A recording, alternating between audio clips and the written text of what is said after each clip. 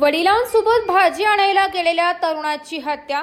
आठवडे बाजारात वडिलांसोबत भाजी आणायला गेलेल्या तरुणाची हत्या करण्यात आली आहे.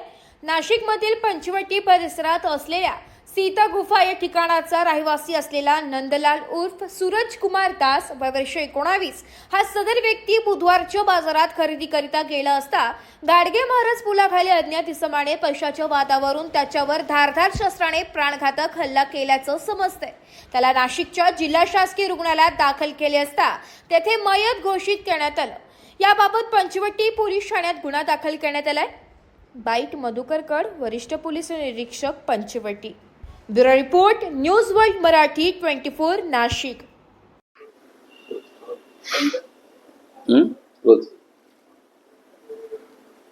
जगत रामविलास दास हे सीतागुंफाजवळ येथे राहत होते.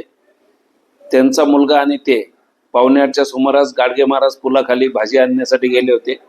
तिथे एकमेकाचा धक्का लागला. तिथे शेजारी त्या 3-4 मुलांचा यांचा वाद झाला आणि त्या वादामध्ये त्यांच्या मुलाला एकाने चाकू मारला. त्याच्याहून त्याला सिव्हिल हॉस्पिटलमध्ये ते घेऊन गेले होते आणि मुलगा नंदलाल उर्फ सूरज दास हा मयत घोषित केलेला आहे डॉक्टरांनी. त्याच्याहून आम्ही आता फेऱ्यात घेऊन गुन्हा दाखल करण्याचे काम करत आहोत.